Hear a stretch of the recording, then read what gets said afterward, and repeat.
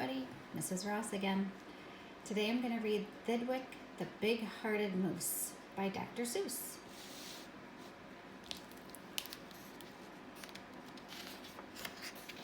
Thidwick, the Big-Hearted Moose.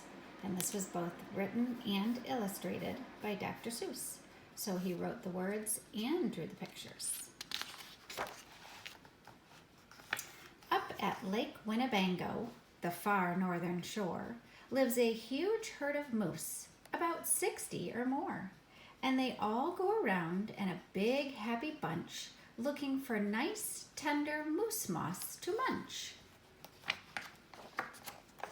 Up at Lake Winnebago one day they were lunching, just strolling along and enjoying their munching, for the moose moss that day was especially fine, when it happened that Thidwick, the last moose in line, saw a bingle bug sitting.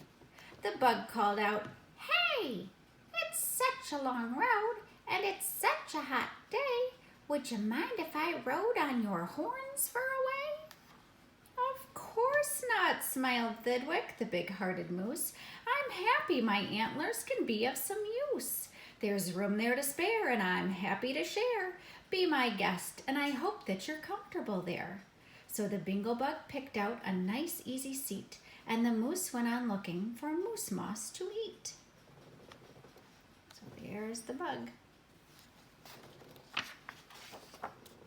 Well, an hour or so later, the bug heard a squeak, and he heard the small voice of a tree spider speak.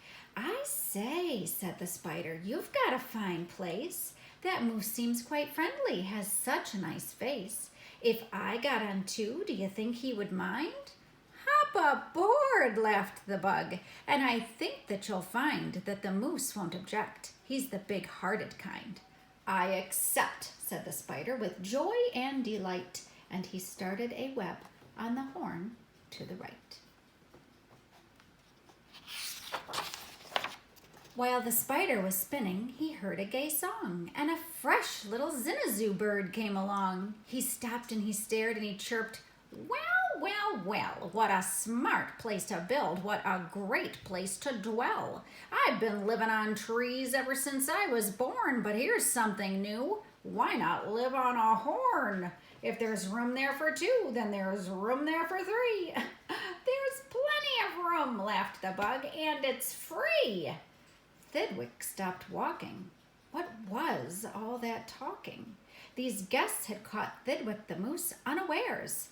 "Hey," he called out, "what goes on up there upstairs?" Now the word dwell is another word for live.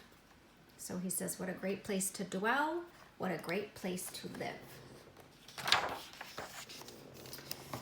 "Just building a nest, sir," the zinazoo said, and began yanking hairs out of poor Thidwick's head. And he plucked out exactly 204. "Don't worry," he laughed, "you can always grow more." He doesn't seem to feel that's very comfortable. Then he dozed off to sleep in his fine moose hair nest. "This bird," murmured Thidwick, "is sort of a pest. But I'm a good sport, so I'll just let him rest, for a host above all must be nice to his guest. Besides, now it's getting quite late in the day, and surely tomorrow they'll all go away." But alas, the next morning the sun's early light brought to Thidwick's sad eyes a most unwelcome sight. "Meet my wife," said the bird. "I was married last night. And perhaps, by the way, I should mention to you that her uncle is coming to live with us too. You're a very fine host, so I knew you'd be willing." Then the uncle, a woodpecker, started in drilling. There's the uncle. All Thidwick's friends shouted, "Get rid of those pests!" "I would, but I can't," sobbed poor Thidwick. "They're guests." "Guests indeed," his friends answered, and all of them frowned. "If those are your guests, we don't want you around. You can't stay with us because you're just not our sort." And they all turned their backs and walked off with a snort. So they don't like all that talking and busyness going on his horns, so they're leaving him behind. But Thidwick is kind, and he is being welcoming to his guests. Now the big friendless moose walked alone and forlorn, with 4 great big woodpecker holes in his horn. "What holes?" whispered Herman, a squirrel who spied him. "What holes to hide nuts in? Mind if I tried 'em?"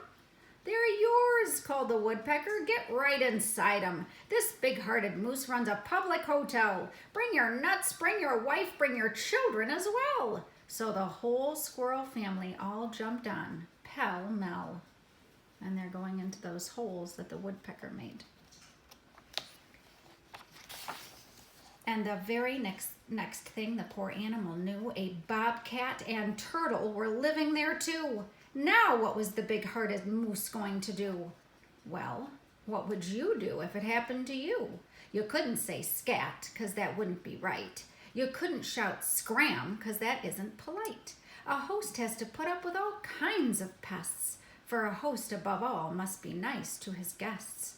So you'd try hard to smile, and you'd try to look sweet, and you'd go right on looking for moose moss to eat.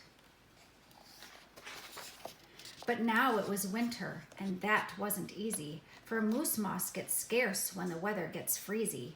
The food was soon gone on the cold northern shore of Lake Winnebago. There just was no more, and all Thidwick's friends swam away in a bunch to the south side of the lake where there's moose moss to munch. He watched the herd leaving, and then Thidwick knew he'd starve if he stayed here. He'd have to go too.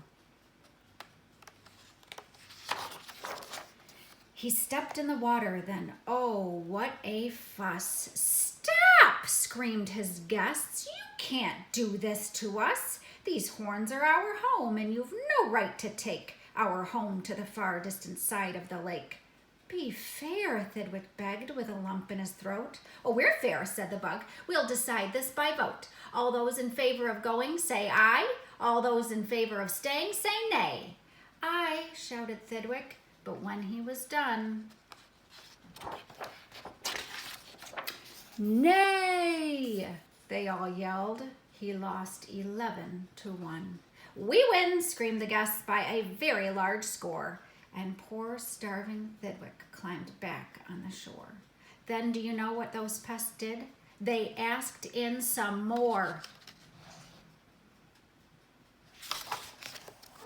They asked in a fox who jumped in from the trees. They asked in some mice, and they asked in some fleas. They asked a big bear in, and then, if you please, came a swarm of 362 bees.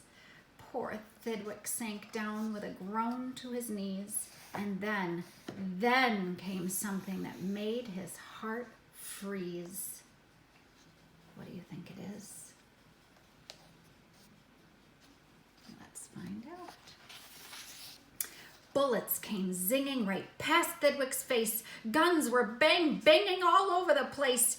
"Get that moose, Thidwick heard a voice call. "Fire again and again and shoot straight, one and all. We must get his head for the Harvard Club wall."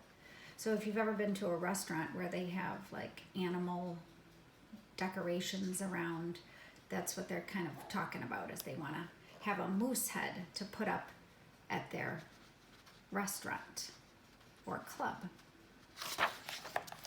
Thidwick took to his heels with that load on his head. With 500 pounds on his horns, the moose fled. He could have run faster without all those pests, but a host above all must be nice to his guests. Up canyon, off cliff, over wild rocky trail, with bullets bouncing around him like hail. Up gully, through gulch, and down slippery sluice, with his hard-hearted guests raced the soft-hearted moose. Poor little guy.